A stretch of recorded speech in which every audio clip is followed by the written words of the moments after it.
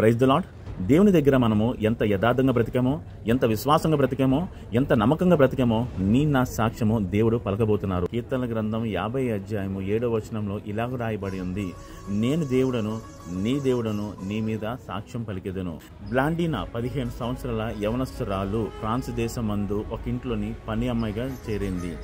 తన యజమానురాలు గొప్ప విశ్వాసురాలు. ఎప్పుడైతే యేసు ప్రభు కోసం విన్నాదో, యేసు ప్రభు నందు విశ్వాసం ఉంచింది, గొప్పగా రక్షణ పొందింది.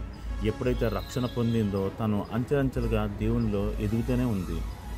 అలాంటప్పుడే మార్కస్ అనే రాజు, ఇదిగో క్రైస్తవులు అనేవారు విస్తరించబడుతున్నారు, క్రైస్తవులు అనేవాడిని నేను ఎలాగైనా అనగదొక్కాలని చెప్పి అసూయతోని ఈర్ష్యతోని ఏం చేశాడంట, 20 మందిని చెరలోనికి తోసేశాడు. ఆ 20 మందిలో కూడా ఈ బ్లాండినా అనే యవనస్తురాలు ఉన్నది అంట. 15 రోజులు తన్ని చిత్రహింసలు పెట్టారంట, కొరడాలతో కొట్టారంట, వీపంతా చీల్చేశారంట. ఇదిగో యాంఫీ థియేటర్, ఇక్కడ 25,000 మంది పడతారు. ఇక్కడ అనేక మంది బ్లాండినాని ఎలా చంపబోతున్నాం మీరు వచ్చి తరలి చూడండి అన్నప్పుడు యాంఫీ థియేటర్లో అనేక మంది వచ్చారు. ఒక బ్లాండినాని ఒక దూలానికి కట్టేసి, ఇదిగో ఒక రక్తం కారుతున్నది, శరీరం ఏంటంటే దున్నబడి ఉంది. అప్పుడు బ్లాండినా మీదకి 20 సింహాలని రాజు వదిలేశాడంట. ఆ 20 సింహాలు, బాగా ఆకలిగొన్న 20 సింహాలు బ్లాండినా కాళ్ళ దగ్గరకు వచ్చి పిల్లి పిల్లలా కూర్చుని బ్లాండినా వైపు అలా చూస్తున్నాయంట. ఆ 25,000 మంది రాజుతో సహా ఆశ్చర్యపోతున్నారంట.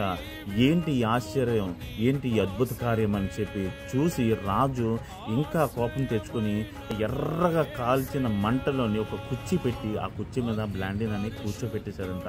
రాజుకి ఇంకా కోపం వచ్చి ఒక కొమ్ములు తిరిగిన ఎద్దుని బ్లాండినా మీదకి వదిలేశాడంట. ఆ కొమ్ములు తిరిగిన ఎద్దు బ్లాండినాని ఇలాగ పొడిచి ఆకాశంలో పైకి విసిరినప్పుడు అయినా కూడా బ్లాండినా చనిపోలేదంట. ఇప్పుడు ఒక సిద్ధాధిపతి వచ్చి కత్తితోని బ్లాండినా కడుపులో పొడిచినప్పుడు అక్కడే ఆమె చనిపోయిందంట.